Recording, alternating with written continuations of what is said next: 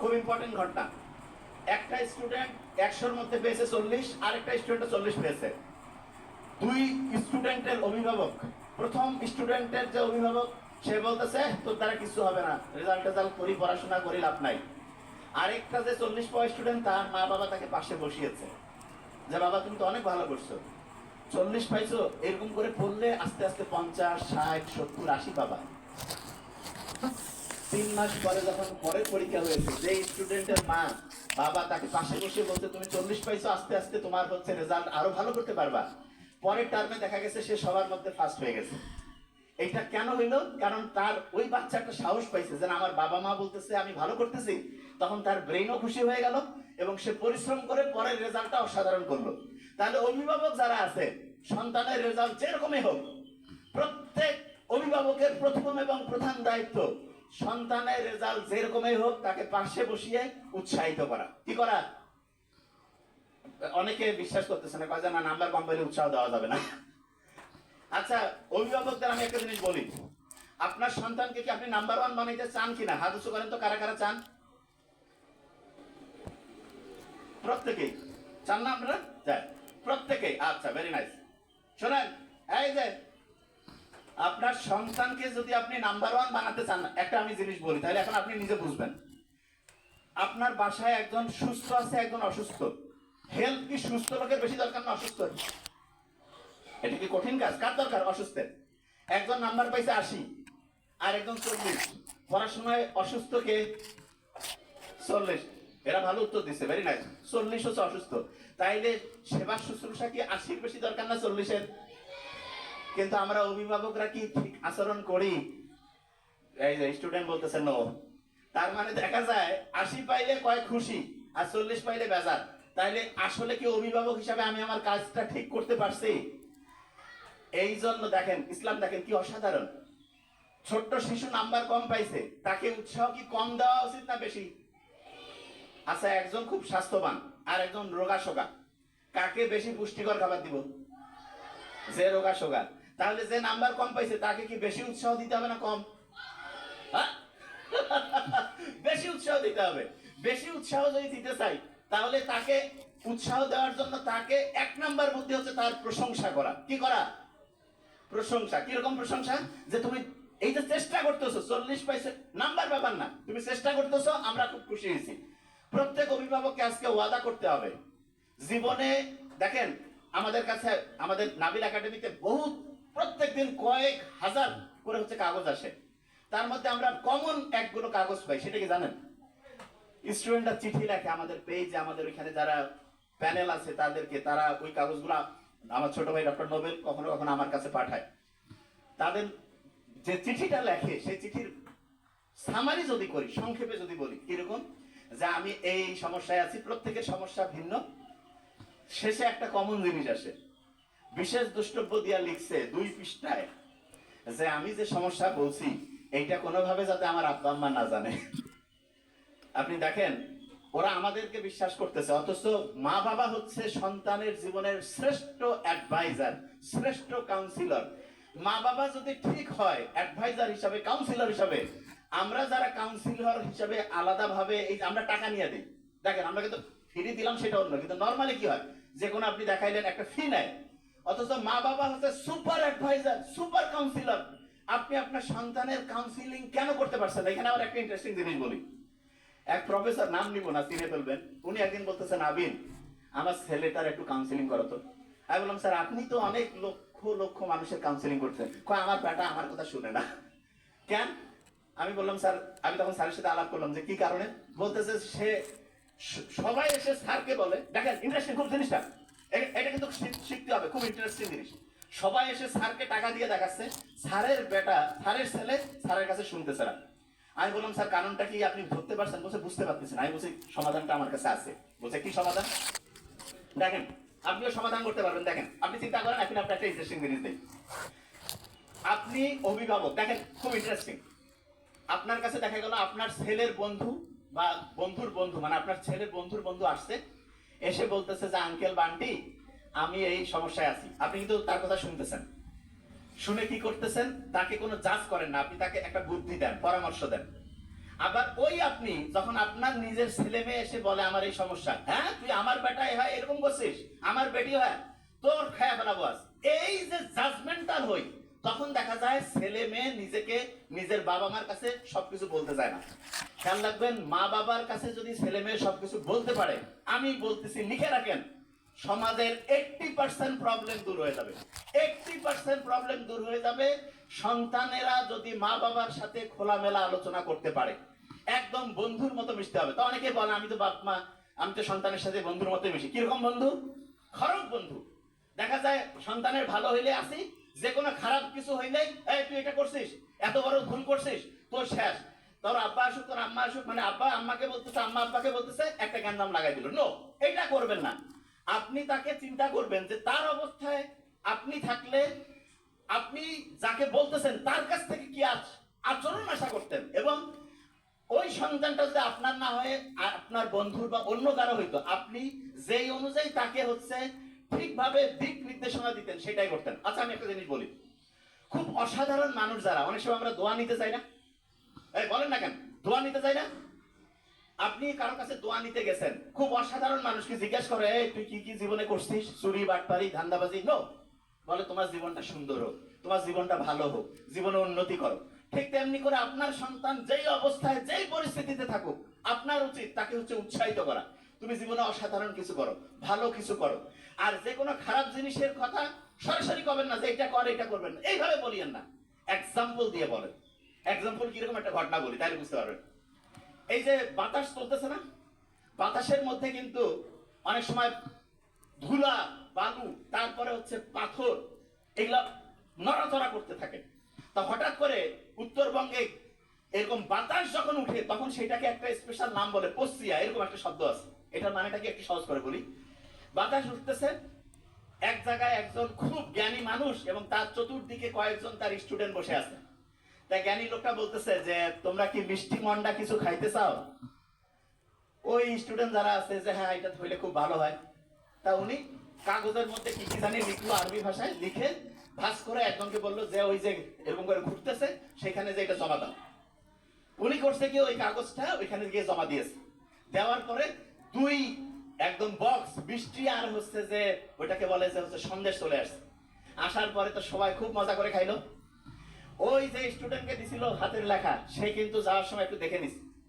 এর কয়েকদিন পরে ওইরকম হচ্ছে পরিস্থিতি তৈরি হয়েছে, ওই বন্ধু, ওই লোক ছেলে যে দেখছে কাগজে লেখা, সে তার বন্ধুদেরকে বলতেছে তোমরা কি মিষ্টি মান্ডা খাইতে চাও? কয় আমরা তো খাইলে খুব মজা লাগবে। তা বলতেছে দাঁড়াও, ও চিন্তা করতেছে সাল লিখে দিছিল, আমি দেখছি শিখে ফেলছি, এইটা যদি আবার আরেকজনকে লিখে দেই তাহলে তো ও শিখে ফেলবে। তা বলছে তোমরা দাঁড়াও। ও সুন্দর করে ওটা লিখছে, লিখে গিয়ে ওইখানে ফেলে দিছে। প্রথমবার ফেলে দিছে, কাজ হয় না, কোনো মিষ্টি মন্ডা আসতেছে না। দ্বিতীয়বার ভালো করে আবার লিখছে, ফেলে দিছে, তবু কাজ হচ্ছে না। একটু কনফিডেন্স কমে যাচ্ছে, কি ব্যাপার হচ্ছে না কেন? শেষে আরো ভালো করে লিখছে, লিখে দিয়েছে। তৃতীয়বার যে লিখে কাগজটা ফেলছে, একদম জোরে জোরে গালের মধ্যে থাপ্পড়, পিঠের মধ্যে কিল ঘুষি শুরু হয়ে গেছে। সে কিচ্ছু দেখতে পাচ্ছে না, দৌড়ানো শুরু করছে। দৌড়াইতে দৌড়াইতে দৌড়াইতে ওই যে জ্ঞানী লোক যে লিখে দিছিল মিষ্টি আর হচ্ছে সন্দেশ ছিল তার কাছে চলে গেছে। যে বলতেছে যে আসসালামু আলাইকুম, একটা ভুল হয়ে গেছে। কি ভুল বাবা? বলছে যে আপনি তো সেই দিন আমরা বসেছিলাম, ওই বাতাস হচ্ছিল, ওই সময় একটা জিনিস লিখে দিলেন মিষ্টি আর হচ্ছে সন্দেশ আসছিল, তা ওই লেখাটা আমি লিখে মুখস্থ করে রাখছিলাম আপনার ওই জিনিসটা। আজকে ওই ঘটনা ঘটছে, ওইরকম হচ্ছে যে বাতাসের প্রবাহ এরকম ছিল, আমি ওইটা লিখে বন্ধুদেরকে বলতেছি মিষ্টি আর সন্দেশ নিয়ে আসতেছি, একবার দিলাম দুইবার দিলাম কাজ হয় না, তৃতীয়বার দেওয়ার পরে আমার গালের মধ্যে থাপ্পড়, পিছনে কিল ঘুষি মারা শুরু করছে। কারণ কি হুজুর বলেন? বলতেছে শোনো, ওই দিন ওরা যে যাচ্ছিল জিনের বাহিনী, তারা হচ্ছে একটা বিয়ের প্রোগ্রামে, ওদের একটা ভালো প্রোগ্রামে যাচ্ছিল, এই জন্য বললাম আপনাদের শুভ হোক, আপনাদের দিনটা ভালো কাটুক, ওদের প্রশংসা করলাম, করে দিলাম। ওরা বৃষ্টি মানে একটা মিষ্টি এবং হচ্ছে সন্দেশ উপহার হিসাবে দিয়েছে। আর আজকে যে তুমি কাগজটা জমা দিয়েছো, ওই কাগজটার মধ্যে তুমি যা লিখছো, ওই দিন ওরা, আজকের ওই দিনে ওরা হচ্ছে একজন ওদের খুব সম্মানিত লোক হচ্ছে মারা গিয়েছে, তাকে তারা জানাজা করতে যাচ্ছে। আর ওই সময় যে বলতেছে আপনাদের দিনটা খুব ভালো হোক, ওরা প্রচুর খেপে গেছে, ওদের একজন ভালো লোককে তুমি এরকম করছো, এই জন্য তোমার চর্চা শুরু করছে। এটা থেকে কি শেখা গেল? শেখা গেল একই জিনিস ভিন্ন সময়ে করা যাবে না। মানেটা কি? মানে হচ্ছে ছোট্ট বাচ্চা যারা আছো, তোমাদের ছোট্ট বয়সে তোমাদের একরকম কাজ, বড় যখন হবে তখন আরেক রকম। প্রত্যেকটার জন্য আলাদা আলাদা বয়স আল্লাহ সেট করেছেন। ছোট্ট বয়সে ছোট্ট বয়সে তোমাকে যেই কাজগুলো করলে তোমার ব্রেন ভালো হবে সেই কাজটা করতে হবে। বড় বয়সে যেটা একরকম, ছোট বয়সে আরেক রকম। কোন বয়সে কোনটা তোমার জন্য ভালো এইটা অভিভাবক তোমাকে দিবে। তুমি যদি ভুল বয়সে ভুল কাজ করতে যাও তাহলে চট থাপ্পড় আর কিল ঘুষি খাওয়া লাগবে। বুঝা গেছে? এই ছোট মানুষরা, বুঝছো? তোমরা লেখা দেখেই আবার কাগজ ফিকাই দিও না, তাহলে কিন্তু চট থাপ্পড় আর কিল ঘুষি। মাথায় ঢুকছে? ক্লিয়ার? বুঝতে পারছো? আচ্ছা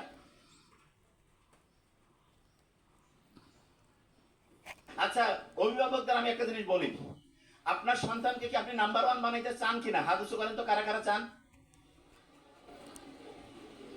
প্রত্যেকেই চান না আপনারা? যায় প্রত্যেকেই। আচ্ছা, ভেরি নাইস। শোনেন, এই যে আপনার সন্তানকে যদি আপনি নাম্বার ওয়ান বানাতে চান, একটা আমি জিনিস বলি, তাহলে এখন আপনি নিজে বুঝবেন। আচ্ছা, পরীক্ষায় যখন রেজাল্ট দেয়, অনেক স্টুডেন্টের রেজাল্ট দেখা যায় একটু নাম্বার কম বেশি হয়েছে। খুব ইম্পর্টেন্ট ঘটনা, একটা স্টুডেন্ট 100-র মধ্যে পেয়েছে 40, আর একটা স্টুডেন্ট 40 পেয়েছে। দুই স্টুডেন্টের অভিভাবক, প্রথম স্টুডেন্টের যে অভিভাবক সে বলতেছে তোর দ্বারা কিছু হবে না, রেজাল্ট করি, পড়াশোনা করি, লাভ নাই।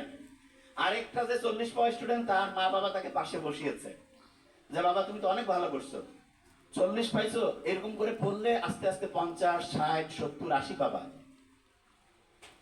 3 মাস পরে যখন পরের পরীক্ষা হয়েছে, যে স্টুডেন্টের মা বাবা তাকে পাশে বসিয়ে বলছে তুমি 40 পাইছো, আস্তে আস্তে তোমার হচ্ছে রেজাল্ট আরো ভালো করতে পারবা, পরের টার্মে দেখা গেছে সে সবার মধ্যে ফার্স্ট হয়ে গেছে। এটা কেন হইলো? কারণ তার ওই বাচ্চাটা সাহস পাইছে যে আমার বাবা মা বলতেছে আমি ভালো করতেছি, তখন তার ব্রেনও খুশি হয়ে গেল এবং সে পরিশ্রম করে পরের রেজাল্টটা অসাধারণ করলো। তাহলে অভিভাবক যারা আছে, সন্তানের রেজাল্ট যেরকমই হোক, প্রত্যেক অভিভাবকের প্রথম এবং প্রধান দায়িত্ব সন্তানের রেজাল্ট যেরকমই হোক তাকে পাশে বসিয়ে উৎসাহিত করা। কি করা?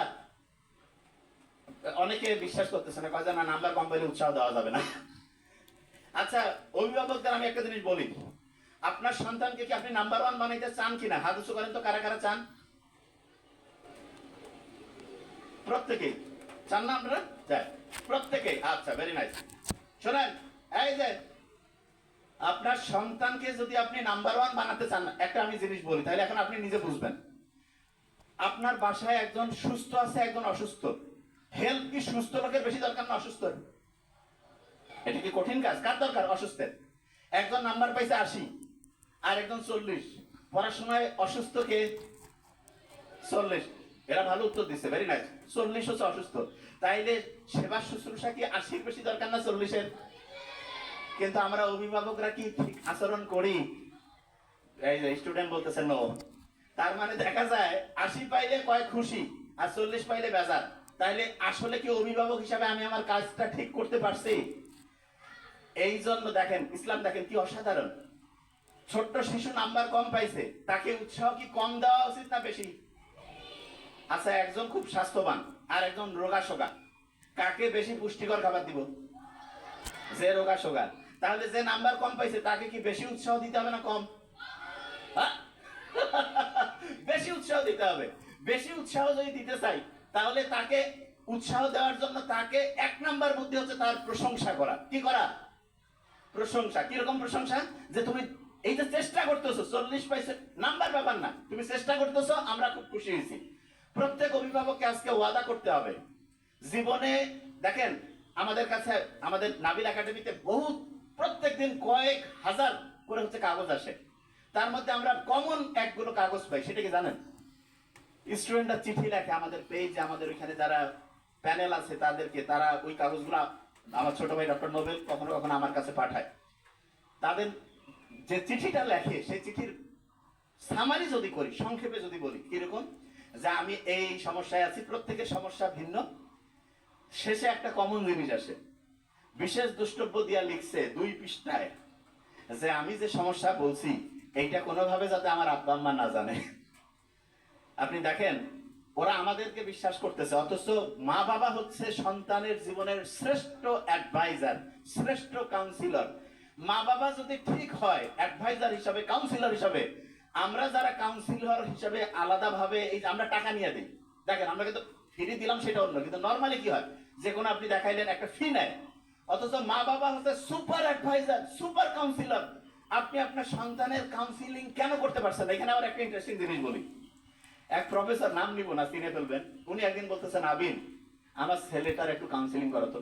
আমি বললাম, স্যার আপনি তো অনেক লক্ষ লক্ষ মানুষের কাউন্সিলিং করছেন, কয় আমার বেটা আমার কথা শুনে না। কেন? আমি বললাম, স্যার, আমি তখন স্যারের সাথে আলাপ করলাম যে কি কারণে। বলতেছে সে সবাই এসে স্যারকে বলে, দেখেন ইন্টারেস্টিং খুব জিনিসটা, এটা কিন্তু শিখতে হবে, খুব ইন্টারেস্টিং জিনিস।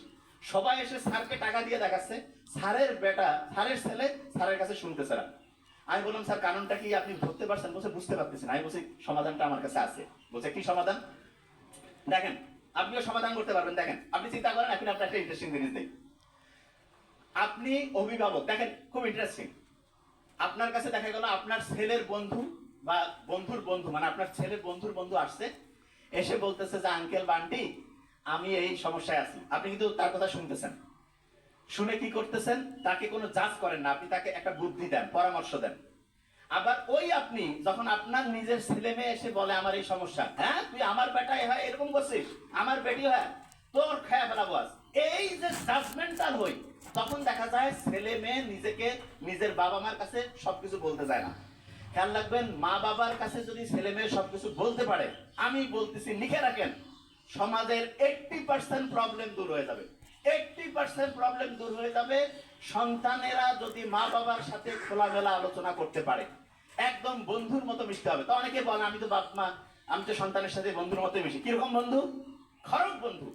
দেখা যায় সন্তানের ভালো হইলে আসি, যে কোনো খারাপ কিছু হইলে এই তুই এটা করছিস, এত বড় ভুল করছিস, তোর শেষ। তোর আব্বা আসুক, তোর আম্মা আসুক, মানে আব্বা আম্মাকে বলতেছে, আম্মা আব্বাকে বলতেছে, একটা জ্ঞান লাগাই দিল। নো, এটা করবেন না। আপনি তাকে চিন্তা করবেন যে তার অবস্থায় আপনি থাকলে আপনি যাকে বলতেছেন তার কাছ থেকে কি আচরণ আশা করতেন, এবং ওই সন্তানটা যদি আপনার না হয়ে আপনার বন্ধুর বা অন্য কারো হইতো, আপনি যেই অনুযায়ী তাকে হচ্ছে ঠিকভাবে দিক নির্দেশনা দিতেন, সেটাই করতেন। আচ্ছা আমি একটা জিনিস বলি, খুব অসাধারণ মানুষ যারা, অনেক সময় আমরা দোয়া নিতে চাই না, এই বলেন না কেন দোয়া নিতে চাই না? আপনি কারো কাছে দোয়া নিতে গেছেন, খুব অসাধারণ মানুষকে জিজ্ঞাসা করে, এই তুই কি কি জীবনে করছিস, চুরি বাটপারি ধান্দাবাজি? নো, বলে তোমার জীবনটা সুন্দর হোক, তোমার জীবনটা ভালো হোক, জীবনে উন্নতি করো। ঠিক তেমনি করে আপনার সন্তান যেই অবস্থায় যেই পরিস্থিতিতে থাকুক, আপনার উচিত তাকে হচ্ছে উৎসাহিত করা, তুমি জীবনে অসাধারণ কিছু করো, ভালো কিছু করো। আর যে কোনো খারাপ জিনিসের কথা সরাসরি করবেন না যে এটা করে এটা করবেন না, এইভাবে বলিয়েন না, এক্সাম্পল দিয়ে বলেন। এক্সাম্পল কিরকম, একটা ঘটনা বলি তাহলে বুঝতে পারবেন। এই যে বাতাস চলতেছে না, বাতাসের মধ্যে কিন্তু অনেক সময় ধুলা, বালু, তারপরে হচ্ছে পাথর, এগুলা নড়াচড়া করতে থাকে।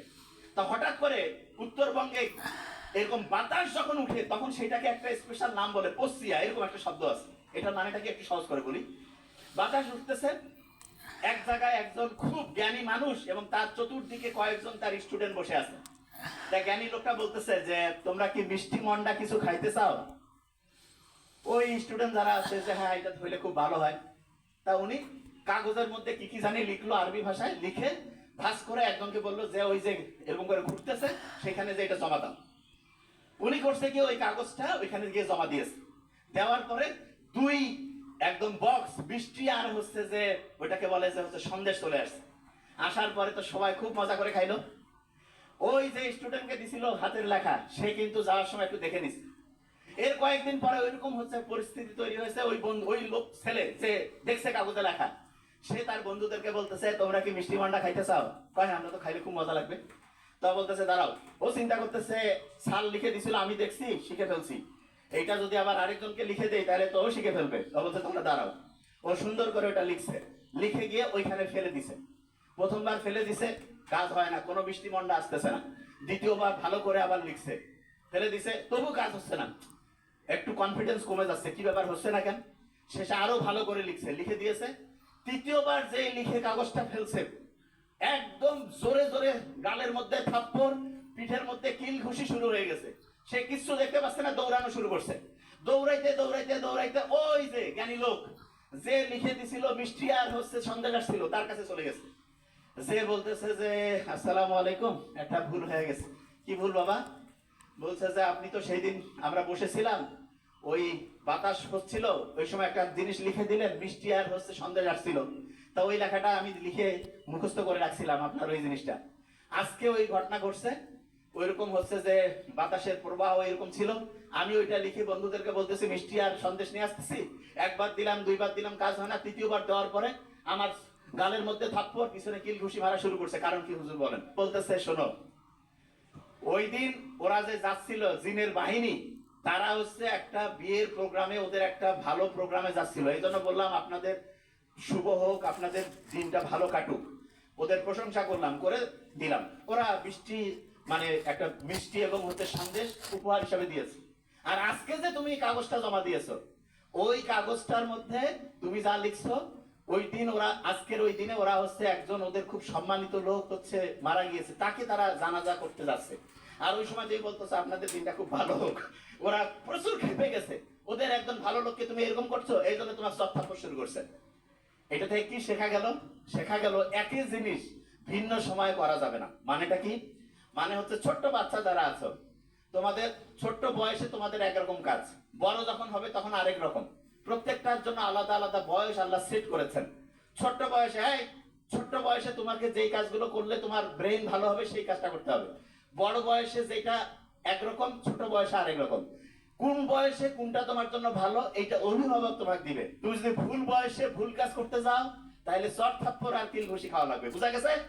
এই ছোট মানুষরা, বুঝছো? তোমরা লেখা দেখেই আবার কাগজ ফিকাই দিও না, তাহলে কিন্তু চট থাপ্পড় আর কিল ঘুষি। মাথায় ঢুকছে? হ্যাঁ, ক্লিয়ার? বুঝতে পারছো? আচ্ছা আচ্ছা, অভিভাবকদের আমি একটা জিনিস বলি, আপনার সন্তানকে কি আপনি নাম্বার ওয়ান বানাইতে চান কিনা? হাত উঁচু করেন তো, কারা কারা চান?